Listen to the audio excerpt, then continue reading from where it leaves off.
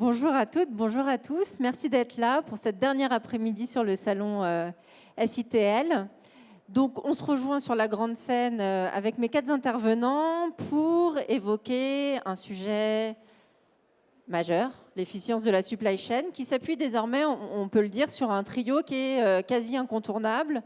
Les hommes, les humains, c'est quand même bien, l'intelligence des systèmes et le développement de solutions automatisées, robotiques. Voilà, c'est bien pour ça qu'on a intitulé très sobrement cette conférence « Robots, intelligence logicielle, humain ». Un trio au service de l'efficience. Et donc, nous allons faire le zoom sur la synergie de ces 3 sujets-là avec nos intervenants du jour. Je vais vous laisser vous présenter et puis présenter aussi, surtout, les entreprises pour lesquelles vous travaillez. Vincent ? Bonjour, enchanté. Je suis Vincent Lemonde, donc Business Innovation Manager chez Cléa. Donc, je m'occupe de l'adéquation de l'historique et de l'ADN de la société avec les nouveaux marchés, donc en faisant le lien avec toutes les innovations qu'on peut trouver sur le moment. Donc, Cléa est un intégrateur de lignes de production industrielles. Donc, ici, on est présent pour présenter notre activité dédiée à l'intralogistique de production. Donc, on n'est pas sur la partie entrepôt, on est vraiment sur la partie prod au sein de l'usine où on travaille de la robotisation de tout ce qui est processus de fabrication. Et on fait les liens entre ces processus avec des convoyeurs continus ou discontinus, c'est-à-dire la robotique mobile. Et au-dessus de tout ça, on va mettre le pilotage de l'usine pour pouvoir faire que l'ergonomie entre un opérateur de l'usine, qui soit de maintenance, de prod ou même la direction générale de l'usine, puisse interagir avec son usine de manière pertinente en fonction de son contexte. Voilà. Merci Vincent. Serge ? Bonjour, bonjour à tous. Serge Nadrouche, je suis directeur de l'activité robotique chez ABB. ABB, c'est un leader technologique dans l'électrification et l'automatisation. À l'intérieur de ce groupe, on a une activité de robotique qui est à la fois activité fournisseur de produits, mais aussi de solutions.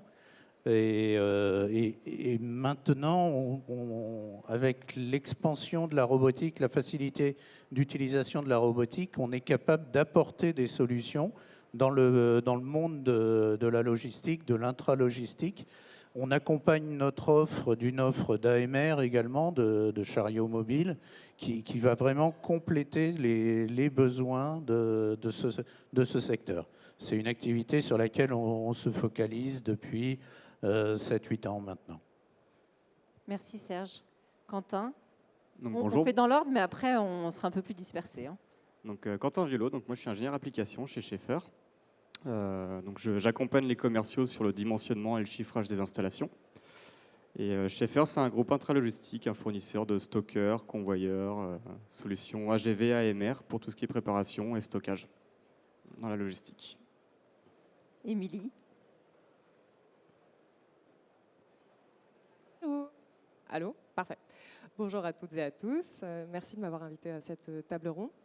Je suis Émilie Demiguel, chef de projet à l'AFT. L'AFT, c'est un organisme qui est hyper spécialisé dans le développement et la promotion de l'emploi et des compétences dans le transport et la logistique. Alors, on a une mission principale qui est de cofinancer des dizaines de milliers de formations, notamment chez les conducteurs. Mais on a aussi d'autres missions, d'autres enjeux qui sont tous liés autour de l'emploi.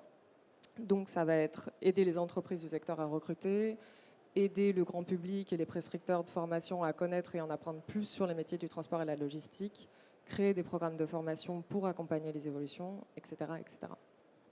Alors, et puis, vu la pénurie de main-d'œuvre qu'il y a dans le secteur, je sais que c'est important que vous soyez là. Et on fera le lien beaucoup plus précisément tout à l'heure sur vos travaux de recherche et de prospective autour de notre sujet aujourd'hui. Pour démarrer, j'aimerais bien qu'on revienne aux basiques, aux définitions. Alors, non pas qu'on soit à l'école, mais je pense que c'est important quand même de bien réexpliquer voilà, ce qu'est l'automatisation, ce qu'est la robotisation / robotique. Est-ce qu'il y a une différence ? Et puis, ensuite, on reviendra aussi sur toute l'évolution de ces sujets-là dans le secteur, dans la logistique, l'intralogistique. Qui veut avoir le ton professoral pour démarrer ? Serge, je vous vois bien parti. Merci. L'automatisation, c'est Par définition, c'est automatiser, ça veut dire rendre automatique, rendre programmable des différentes tâches. L'automatisation dans la logistique, elle est nécessaire pour ne serait-ce qu'aiguiller une caisse, un flux sur un convoyeur. Donc ça, c'est l'élément. Derrière le mot automatisme, on va retrouver tout ce qui se pilote de manière prédictible, programmable. On parlera peut-être d'intelligence artificielle plus tard. Et quand on rajoute à cette automatisation la robotique, on lui rend un élément de flexibilité. Le robot, c'est une canne à pêche, j'ai l'habitude de dire, qui va se positionner là où on veut bien lui dire d'aller se positionner, qui va faire les tâches que l'on va bien vouloir lui dire de faire. Donc rajouter de la robotique à de l'automatisation, c'est rendre cette automatisation flexible, et c'est bien le besoin aujourd'hui que l'on a dans l'industrie, avec l'avènement du e-commerce, avec toute cette demande de plus en plus personnalisée de nos clients. Est-ce que c'est une définition partagée par vos confrères? Oui, moi je la complète très bien. C'est-à-dire qu'il y a deux types de robots aujourd'hui qui nous intéressent beaucoup. Il y a la robotique industrielle, qui n'est pas vraiment nouvelle. On en a intégré 1200 ces dernières années. Donc ça c'est très connu. On est loin de l'industrie 4.0, qui permet cette flexibilité de changer de gamme, de produire des plus petits batchs de production. Et puis on a maintenant cette robotique mobile qui arrive. Et nous, en fait, en interne, on la voit plutôt comme un convoyeur discontinu. C'est-à-dire que plutôt que d'avoir un convoyeur qui amène d'un endroit A à un endroit B qui va être figé, ça va permettre de travailler des variabilités aussi, et donc de pouvoir répondre à des besoins de lignes de production par îlot, où les îlots vont être pouvoir se reconfigurer en fonction des batchs de fabrication et des gammes produits. Donc il y a une évolution grâce à cette robotique mobile qui arrive et qui répond aux nouveaux besoins. Alors, vous l'avez un peu évoqué, Serge, en parlant d'e-commerce, mais qu'est-ce qui explique aujourd'hui le développement de toutes ces solutions automatisées, robotiques? Quentin, quand on préparait, vous parliez de l'effet Covid. Depuis le Covid, on a observé une augmentation de la demande d'automatisation, parce qu'il y a eu de plus en plus de demandes liées au e-commerce notamment. Il y a aussi un problème lié au recrutement des personnes. C'est de plus en plus compliqué d'avoir des personnes pour faire cette préparation de commande-là qui peut être pénible. Et une demande, nous on observe une demande liée au RSE aussi, avec une optimisation des plans de chargement, des plans de transport liés aux logisticiens. Donc c'est des choses sur lesquelles on travaille et qui nécessitent une automatisation de certains process. Il y avait quelque chose qui faisait assez peur au départ. Un des points bloquants, et vous l'avez évoqué aussi, c'était peut-être le manque de flexibilité de certaines solutions. Comment est-ce qu'on a répondu à cette critique, entre guillemets, aujourd'hui ? En étant capable de s'adapter à des informations extérieures. On va s'interfacer à l'ERP, on va s'interfacer à la commande du client pour la distribuer à l'outil industriel qui est dans le centre de logistique pour qu'il réponde à cette demande. Donc c'est ce traitement-là qui réellement apporte la flexibilité. Et comme le disait Vincent, l'AMR aujourd'hui va permettre justement d'avoir une modularité, de descendre la granularité de la ligne aux composants cellules pour être justement le plus flexible et envoyer les flux au bon endroit pour le bon traitement de manière moins déterministe que peut l'être un cheminement d'un convoyeur.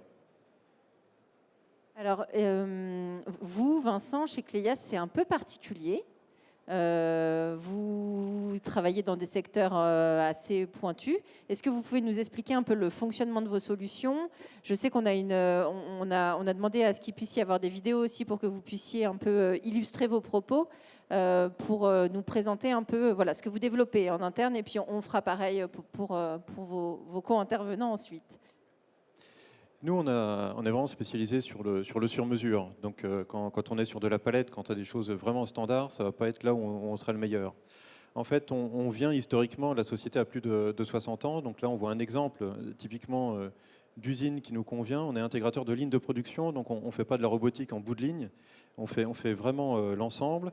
Donc on va être bon quand on va avoir des processus de production très particuliers pour manipuler des produits très particuliers qui vont être à très lourde charge.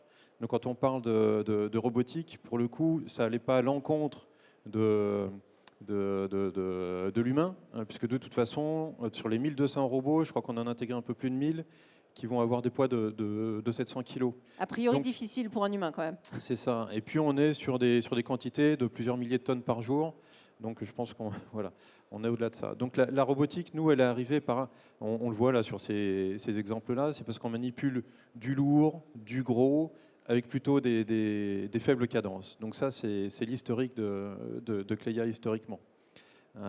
Et donc depuis, on a appris cette automatisation. Là, vous voyez une ligne typique chez nous. Vous avez 20 ou 30 robots qui vont travailler à la chaîne. Et donc toute la problématique, ça va être la perception. Donc le robot est bon dans un environnement quand il connaît son contexte. Donc on va avoir des caméras qui vont localiser. Là, on est dans la tuile, qui est le secteur historique de Cléa, où on va localiser la tuile, on va faire le contrôle qualité, on va pouvoir la prendre quand elle est en mouvement. Donc travailler à des cadences qui sont quand même relativement élevées pour le secteur.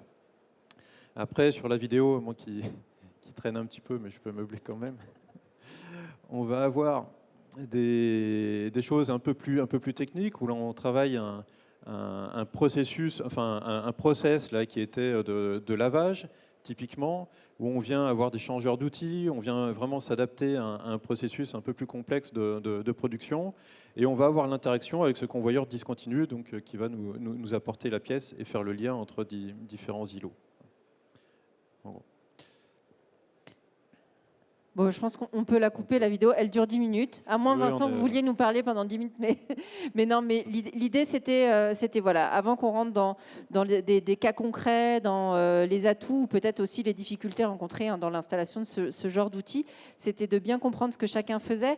Peut-être, Quentin, vous pouvez nous expliquer aussi voilà, ce que c'est chez SSI Schaeffer, quelle gamme de solutions vous avez, et puis pareil, la vidéo qui ira bien avec pour pouvoir illustrer la présentation des solutions. Donc là, au niveau de la vidéo, on va voir différents systèmes. Donc le premier ici, c'est un système de palettisation pour des gabarits assez importants, donc avec un portique. Donc c'est quelque chose qu'on voit beaucoup dans l'ameublement et qui peut être très, très lourd.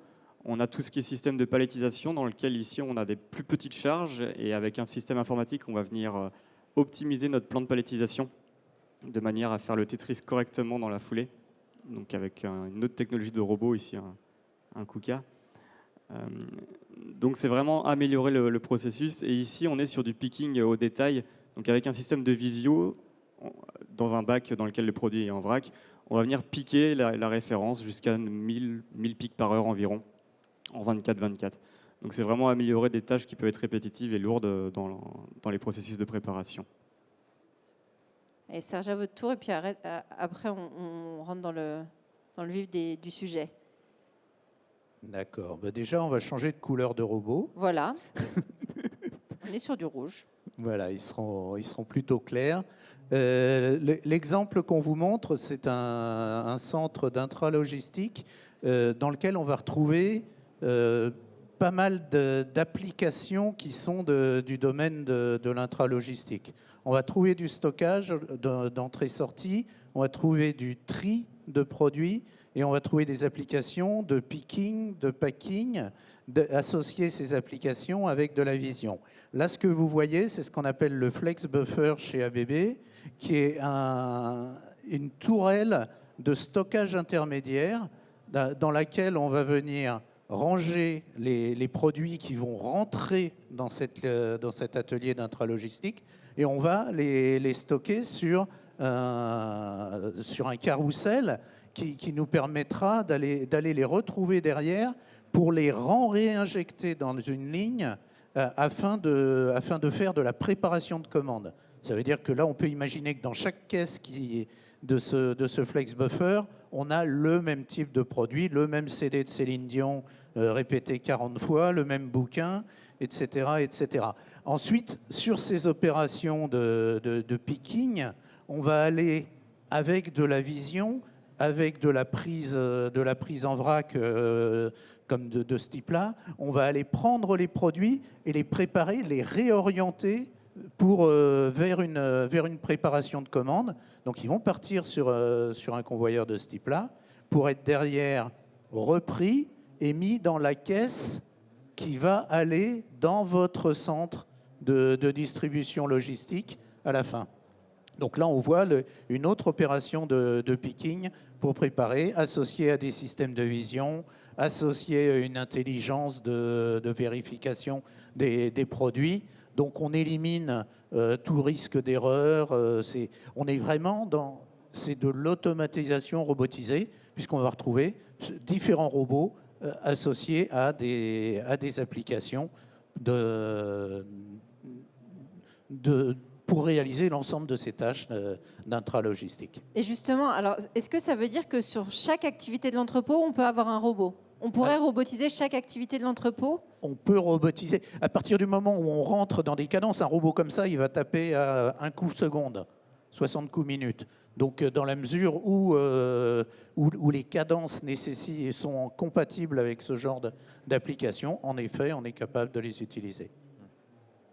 La partie vision artificielle quand même et de détection reste un petit peu à la traîne de tout ça. Ouais. Le robot peut manipuler, mais pour la préparation de commandes, quand vous voulez mélanger 3 stylos, 1 livre et 2 CD, il faut être au taquet sur le débraquage. Absolument. Et ça reste encore un gros défi quand même, que tout le monde essaye de résoudre. Et c'est là où l'intelligence artificielle commence à apporter des solutions. On y viendra, l'intelligence artificielle. Je vois que vous avez envie d'en parler. Du coup, est-ce que ça veut dire que on peut adresser n'importe quel métier, n'importe quel secteur avec la robotique? Ou est-ce qu'il y a des écueils, des difficultés, voilà, des sujets sur lesquels vous ne pouvez pas aller, en fait?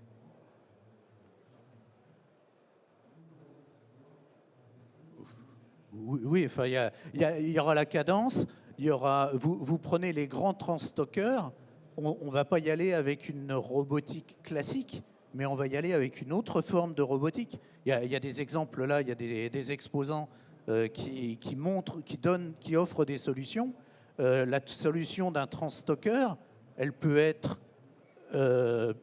simplement mécanique, ou depuis quelque temps, il y a des offreurs de solutions beaucoup plus souples, beaucoup plus flexibles qui arrivent.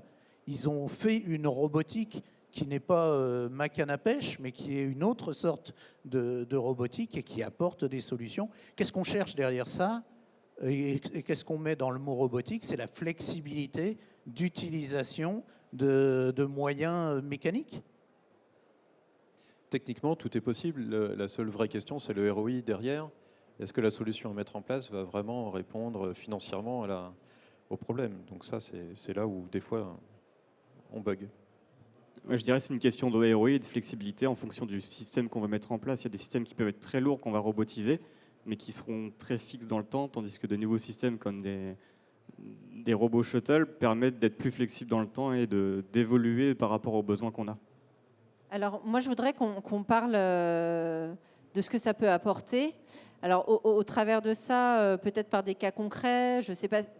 Alors, peut-être vous n'avez pas le droit forcément de citer des clients, mais peut-être nous expliquer par le biais de projets qui ont été porteurs ce qu'on y gagne à basculer sur des solutions robotisées. On parle d'IA ou pas? Allez-y, moi je vais pas vous brider sur l'IA si vous avez tellement envie d'en parler. Non, sur la robotique pure, nous on a une problématique qui est les temps de mise en route. Sur les 1200 robots, on a passé des heures, des jours, des mois, des années à programmer des trajectoires. Et donc ça, c'est une partie problématique. Oui, on a bien le robot, s'il ne réfléchit pas, il ne va pas servir à grand-chose.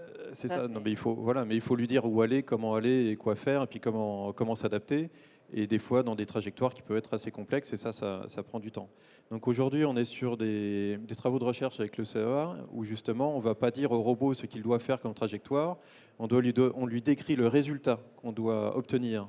Et à partir de là, c'est l'algorithme qui va calculer lui-même ces trajectoires pour le programmer.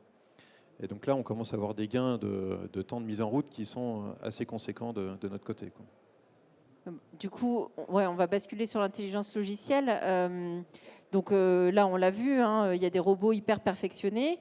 Mais qu'est-ce qui fait aujourd'hui que ces robots-là peuvent s'adapter, comprendre, agir? Voilà, comment vous travaillez-vous toute cette partie intelligence?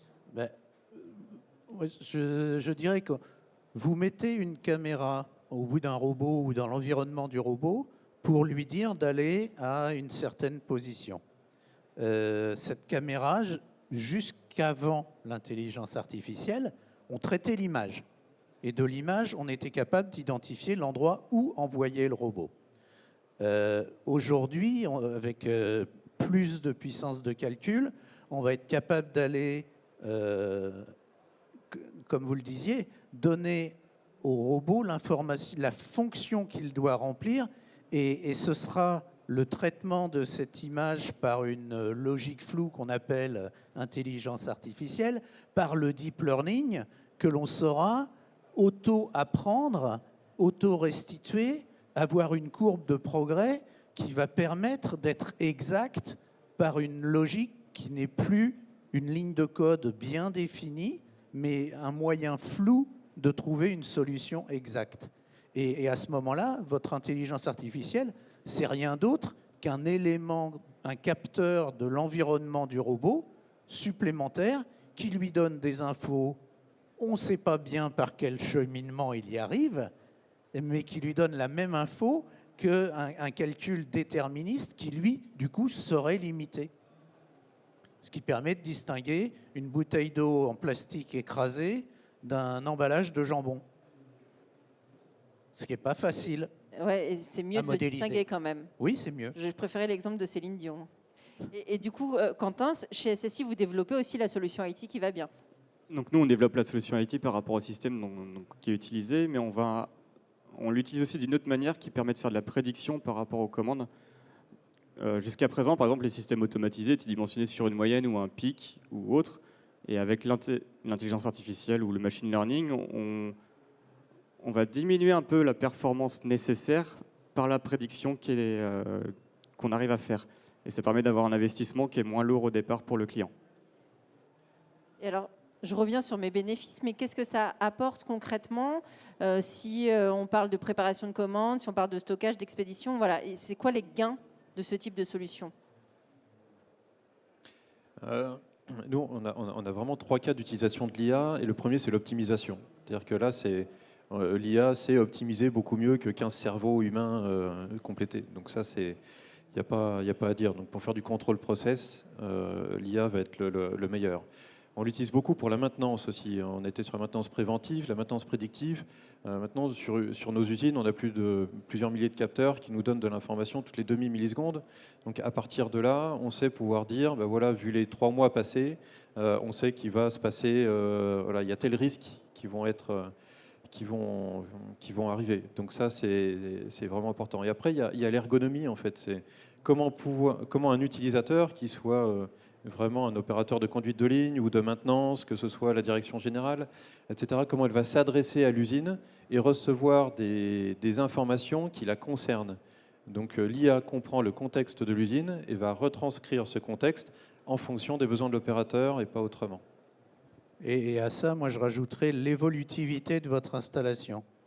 L'introduction d'un nouveau produit, d'un nouveau flux, d'un nouveau CD de Céline Dion sera facile à intégrer parce que ce ne sera qu'une variante et vous n'aurez pas à reprogrammer votre installation.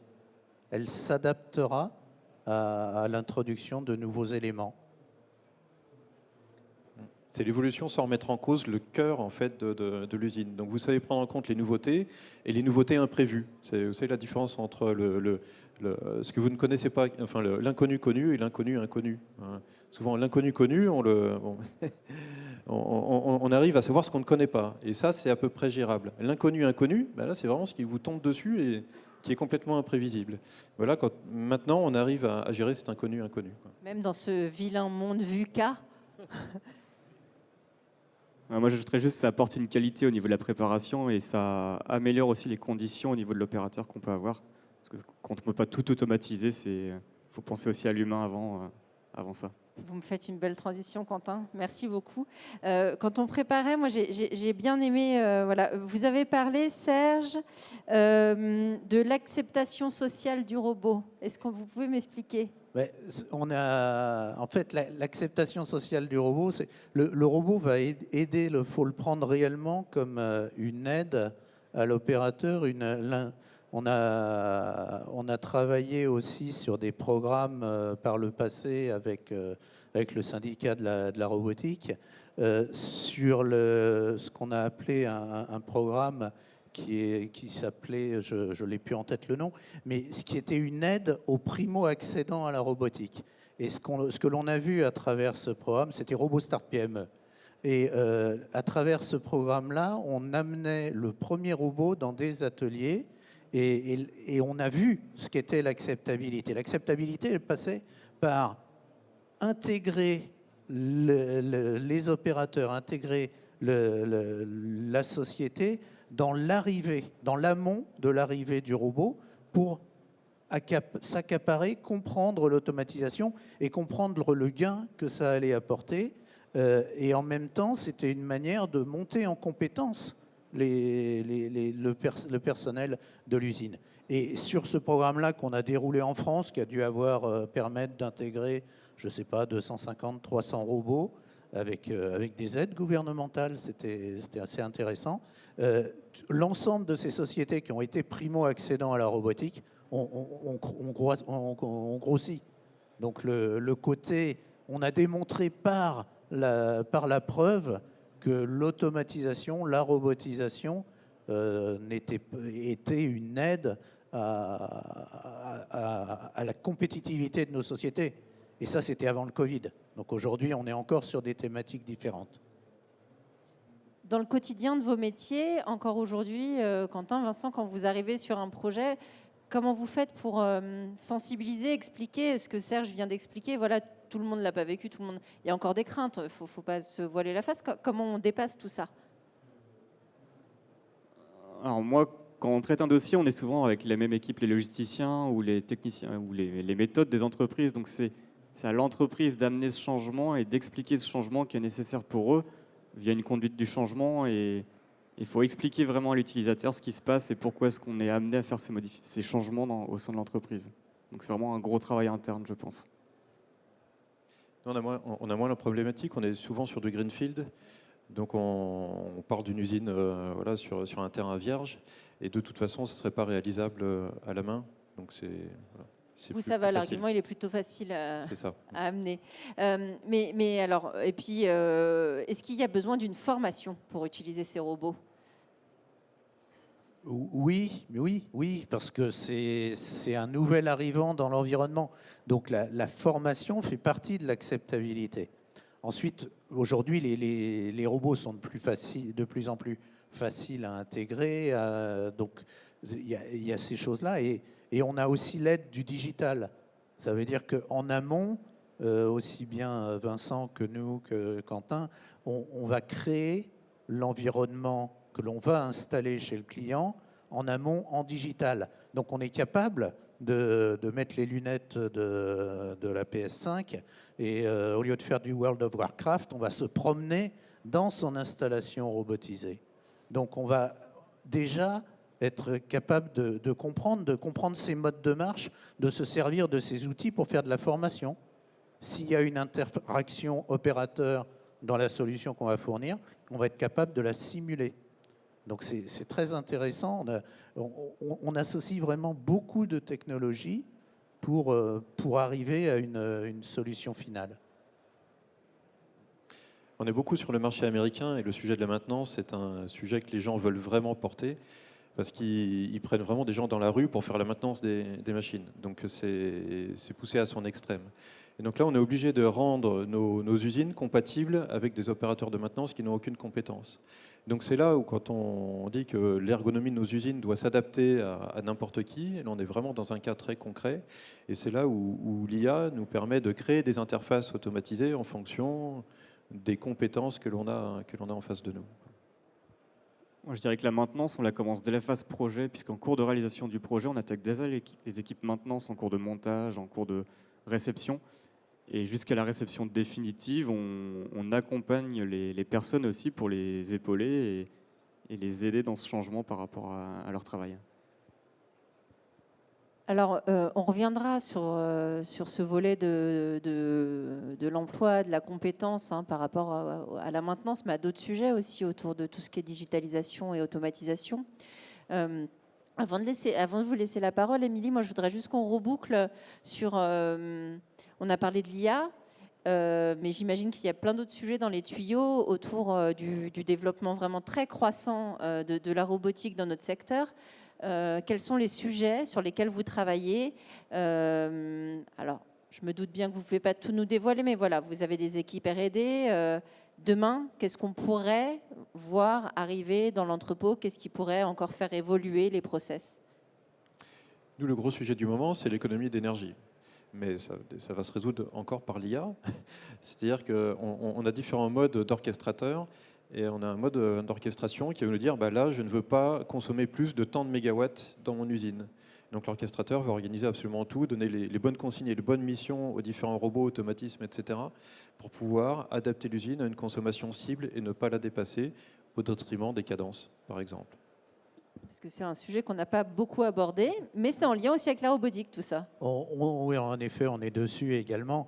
Et c'est par la modularité, par la flexibilité, par la réduction de la chaîne classique des temps modernes, de l'éclater en éléments indépendants que les AMR iront rejoindre, qu'on va réduire l'empreinte au sol, l'empreinte énergétique des installations et également en même temps accéder à des centres de logistique moins gigantesques que ceux qui sont actuellement nos clients.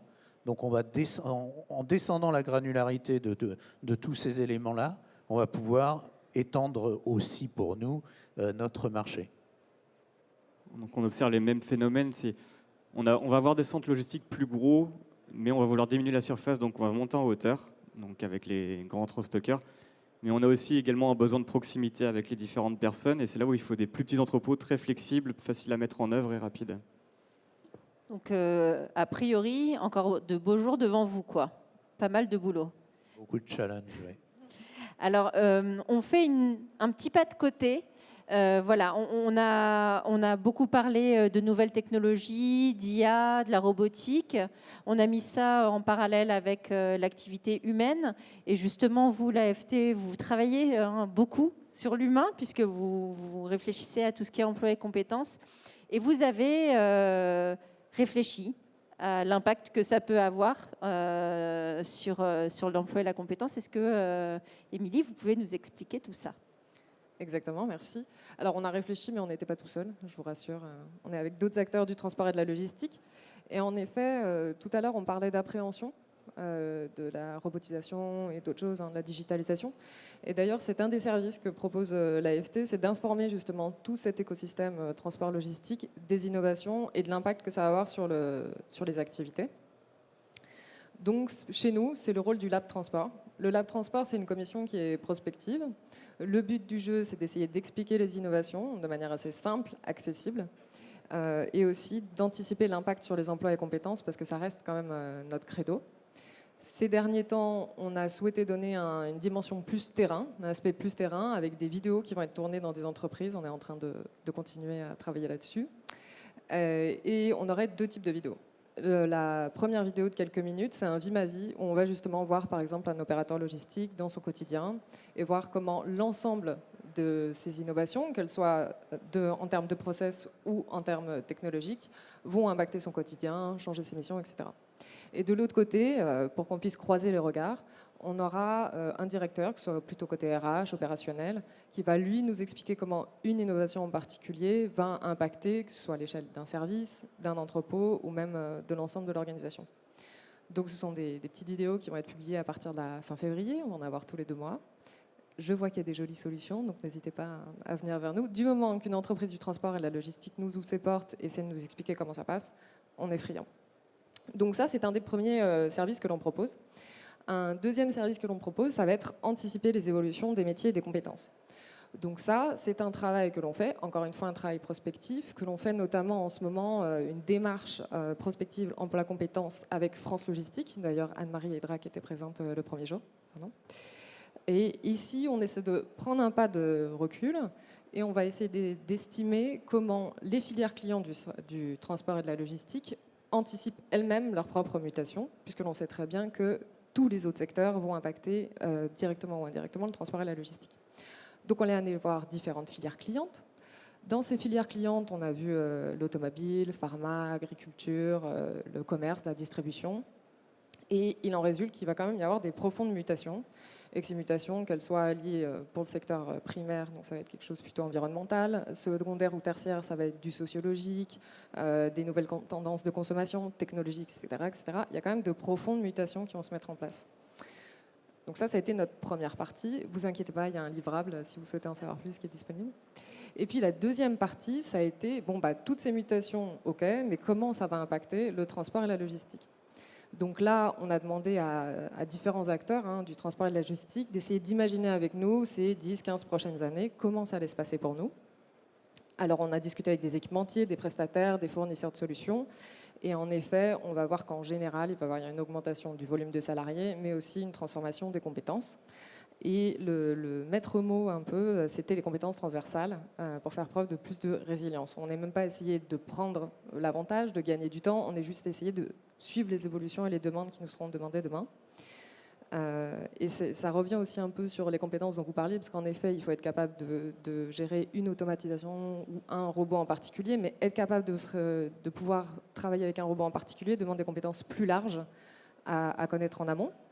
Donc, par exemple, pour les métiers d'opérateur logistique, il a été identifié en effet une flexibilité des opérateurs demain. Pourquoi? Parce que ici, évidemment, il va y avoir une augmentation de l'effectif et en plus, une augmentation de la cadence. Donc les deux vont se coupler. La flexibilité, elle va devoir servir deux rôles. Déjà, gérer davantage de tâches, mais aussi cette organisation qui va évoluer face à l'automatisation. Le deuxième pendant, c'est qu'il va falloir aussi avoir une attention aux détails pour être capable de faire potentiellement un petit suivi qualité, assurer sa sécurité individuelle, etc., etc. Donc on n'est pas juste à appuyer sur deux boutons, on s'en bat. C'est quand même quelque chose de beaucoup plus large, et je pense que vous le savez bien. Du côté des exploitants logistiques, d'autres priorités ont été vues. Donc ça a été la prévision et la gestion des stocks en temps réel, ce qui nécessite évidemment une compréhension pour l'utilisation des outils numériques. Demain, ce sera prépondérant. Et puis un sens du service qui va s'affirmer, puisque les filières clientes seront de plus en plus exigeantes. Le e-commerce, clairement, en B2C, a poussé des exigences même en B2B classique. Donc la logistique va passer d'un rôle de support de stratégie d'entreprise à celui carrément d'acteur dans les stratégies commerciales. En tout cas, c'est ce qui a été identifié. Donc on a fait différentes cartographies qui sont bien sûr plus détaillées que ce que je peux vous présenter à l'instant. Et puis on est en train en ce moment de réfléchir à différents scénarios. Ces scénarios, c'est pour essayer d'avoir une vision commune de ces métiers, de ces compétences qui seront nécessaires demain, et puis avoir des propositions d'action pour les institutionnels, les essayer de comprendre comment ça se passe pour qu'ils puissent accompagner le secteur plus tard. Donc ça, c'est une première partie de la prospective que l'on fait, mais on fait une prospective de manière plus large, des projets européens.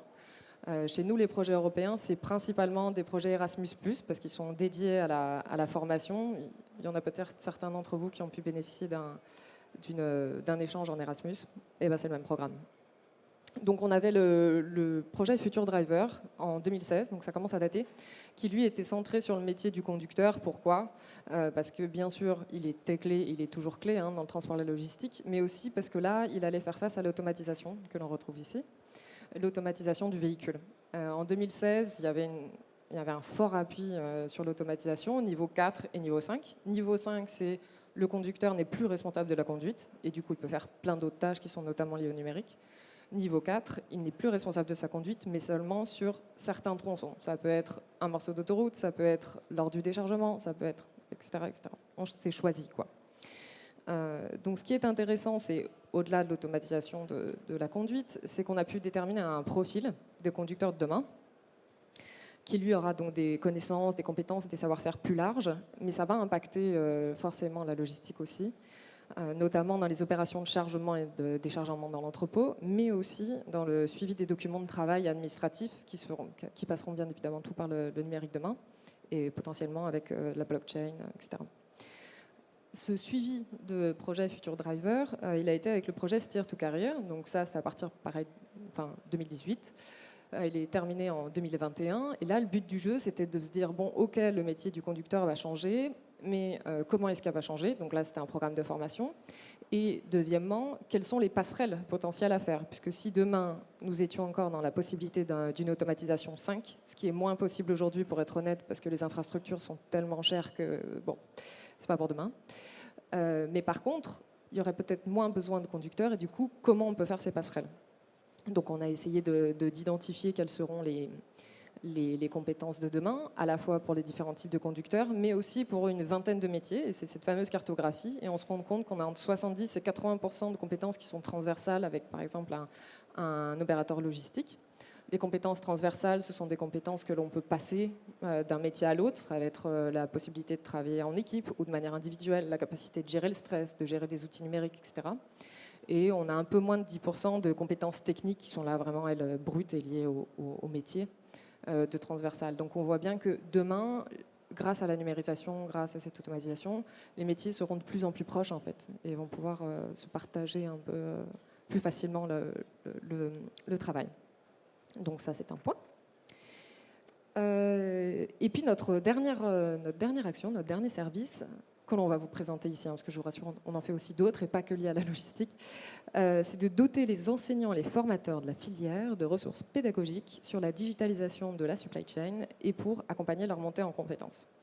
Donc cette jolie phrase, c'est pour dire qu'on fait des supports de formation qui sont gratuits, ouverts à tous, que ce soit pour de la formation professionnelle, de l'éducation nationale, de l'enseignement supérieur. D'ailleurs, on a des conventions avec eux. On aide à peu près tout le monde, même les employés qui sont déjà dans le secteur, à se former tout au long de leur vie. Alors là-dedans, on a deux projets.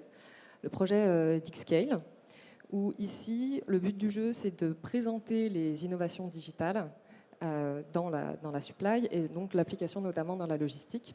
Et ici, ce qui est prévu de travailler, ça va être l'IA, la blockchain, l'Internet des objets, etc. Alors comment on peut faire ça? Ça se fait via un MOOC, Massive Open Online Courses, qui est de manière générale une plateforme en ligne ouverte à tous, pas besoin d'accès, on peut utiliser les cours autant qu'on veut. Et puis aussi un serious game. Alors un serious game, c'est des mises en situation où l'apprenant d'aujourd'hui, on essaie de le faire jouer grâce à des jeux sur Internet en général, pour que demain, il puisse répondre à ces situations auxquelles il aura à faire face dans le cadre de son travail. On a un dernier projet, promis, après je vous rends la main. C'est le projet Digging Logs, qui lui part du postulat que la digitalisation de la logistique va servir à répondre à l'impact du e-commerce et aux demandes de rapidité et de satisfaction client, hein, c'est ce que vous disiez. Donc pour ce faire, encore une fois, ce n'est pas nous qui décidons de notre côté ce qui sera utile demain et comment ça va se passer. On va demander à des entreprises et à des formateurs quelle est leur vision du monde de demain. En l'occurrence, on a interrogé donc des entreprises du transport et de la logistique. Pour vous donner une idée en termes d'automatisation, il y en avait 43% d'entre elles qui réalisaient déjà au moins une opération logistique à partir d'un système automatisé et ou avec un robot ou un cobot. Donc ils n'étaient pas complètement neufs à cette idée. Ce qui est intéressant, c'est que selon elles, les compétences attendues pour leurs techniciens logistiques, puisqu'il s'agissait principalement d'un MOOC destiné à un niveau 5, c'est-à-dire Bac+2, c'est d'améliorer la gestion des flux, leur optimisation, et de gérer les informations nécessaires à l'activité. Ce qui est intéressant, c'est que c'est un avis qui est partagé par les formateurs. Donc on se rend bien compte, c'est pas la bonne page, on se rend bien compte que ce sont des problématiques qui sont partagées, et que tout le monde, quelle que soit la manière dont on agit dans le transport et la logistique, a bien conscience de ces problématiques. Ce qui est intéressant derrière, c'est que les entreprises ont estimé qu'améliorer la communication et coordonner des systèmes d'automatisation efficaces, que ce soit en manutention, en stockage ou en palettisation par exemple, était aussi important et à traiter dans le cadre de ce MOOC. Donc ici aussi, on a eu un MOOC avec 4 principaux modules. Et finalement, c'est vrai que la dernière fois, je ne vous ai pas présenté, mais un MOOC, c'est composé de quoi? Alors, c'est des présentations PowerPoint, mais pas que. On va avoir des podcasts, on peut avoir des interviews pour compléter ces slides initiales. Et puis, on a aussi des études de cas pour s'assurer de la compréhension de ce qui a été enseigné et de la mise en pratique des différentes notions apprises.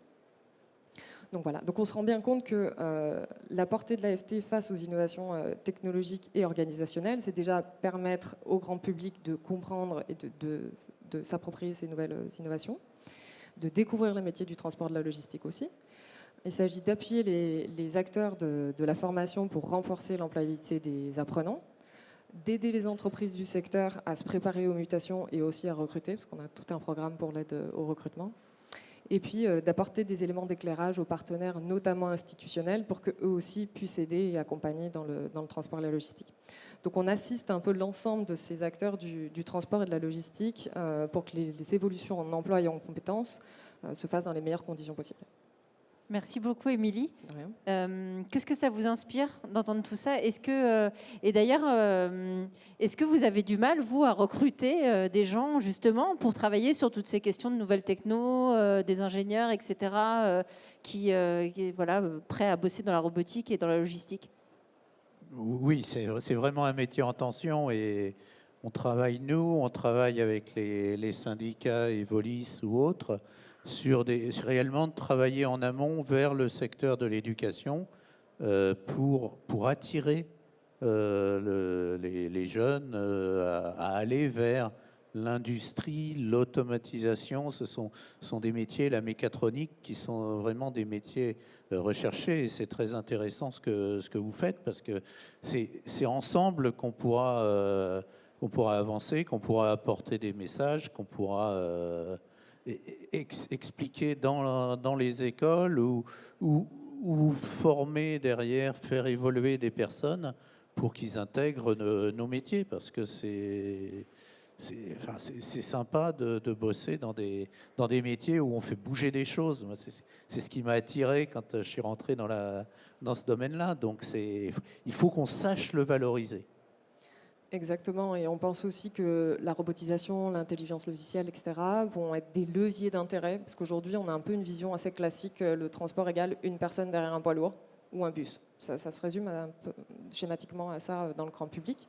Et c'est aussi l'intérêt d'actions qu'on porte, comme par exemple Choisis ton avenir, où il y a aussi l'AFT est présent dans les délégations régionales. On va aller dans les collèges, on va essayer de faire de la formation. Et Choisis ton avenir permet à des personnes qui ne savent pas encore trop ce qu'elles souhaitent faire, par rapport à un questionnaire, déterminer quel métier pourrait les intéresser dans le transport et la logistique, dépoussiérer un peu tout ça, quoi. Nous, on cumule un peu toutes les tares, hein. C'est-à-dire qu'on est dans l'industrie, bon, c'est la première. On n'est pas vraiment connu et identifié. Cléa, c'est 120 personnes Si, et, vous êtes et là, 240. C'est gentil, merci Evolis, merci à vous. Et voilà, donc on n'est pas forcément facilement identifiable. Ensuite, on est, comme on dit, dans un territoire. Donc on est en Bourgogne, c'est un très beau territoire, mais voilà, juste à côté de nous, on a le bout du monde quand même, ça veut tout dire, vous voyez. On boit bien et on mange bien quand même. Exactement, mais ça, faut bien le marteler. Passer chez nous, on a un Chassagne-Montrachet qui est très bien là. Mais voilà, donc c'est pas toujours évident. Donc c'est vrai que l'IA et toutes ces technos sont importantes pour nos clients, mais c'est aussi important pour attirer en fait du monde et dire bah, effectivement il se passe vraiment des choses chez nous. Donc, mais on a 10 postes à pourvoir en permanence. Voilà. Mais ouais, si je peux rajouter, on a quand même des arguments pour attirer les jeunes. Les technos qu'on intègre depuis des années, c'est le monde du digital, du jeu vidéo, de la téléphonie, de la com, demain les drones. C'est le rayon de la FNAC. Tout ça en écoutant du Céline Dion, mais c'est génial. Et maintenant, on va peut-être écouter du Necfeu. On aura fait un pas en avant. Donc, mais non, mais je suis sérieux. On est réellement à regrouper un ensemble de technos qui sont porteuses, qui sont celles qu'on manipule tous les jours. On a peut-être la chance d'avoir les GAFA qui libèrent quelques profils ces derniers temps. Donc peut-être qu'ils vont devoir se retourner un peu vers des petites boîtes comme nous. On croise les doigts. Quentin, le mot de la fin, je vous le laisse. Bon, alors, recrutement, moi, c'est un peu plus compliqué ce que je ne gère pas, mais c'est vrai que nous, sur l'aspect recrutement, on a cet attrait technologique qui attire beaucoup. Par contre, on observe une vraie problématique sur la maintenance, où là, c'est très, très compliqué aujourd'hui d'avoir des gens. qui reste, parce qu'il y a un vrai attrait aussi là-dessus. Mais c'est la plus grosse problématique aujourd'hui.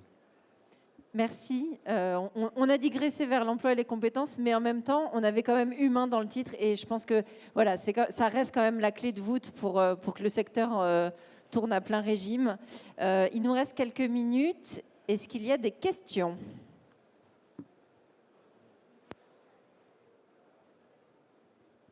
Ah, oui. Alors, un micro arrive vers vous. Alors, c'était pas vraiment une question, c'est plutôt une remarque. Parce que moi, je fais partie de ces gens en fait qui sont un petit peu les robots, l'intelligence logicielle, tout ça, voilà, j'ai une appréhension pour tout ça.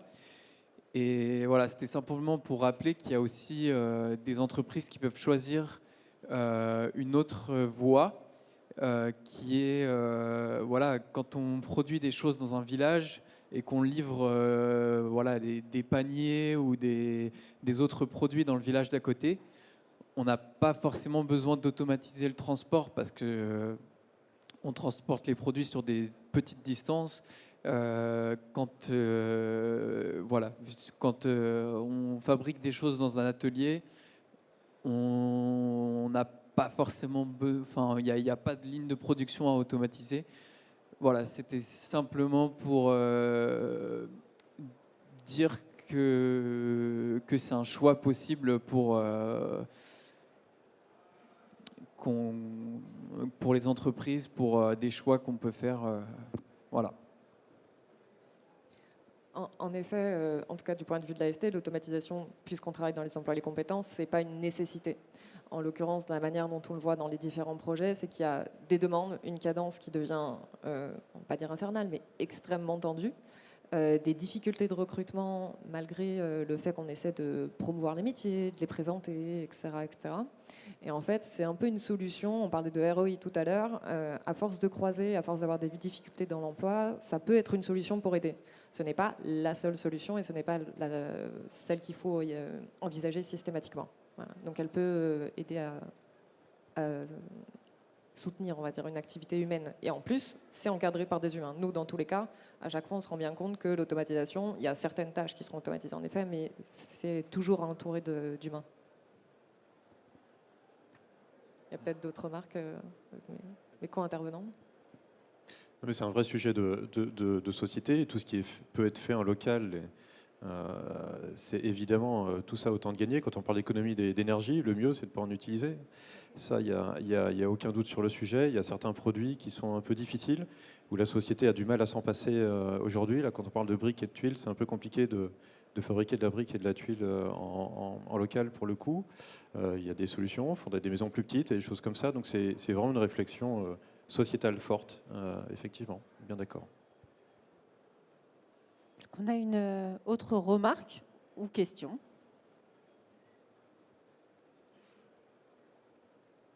Je ne vous force pas, hein. Je laisse passer quelques secondes quand même au cas où. Eh ben non, je vous les laisse. Vous pouvez y aller en direct, alors sans poser de questions devant tout le monde. Merci à tous les quatre et merci à vous de nous avoir suivis. Merci.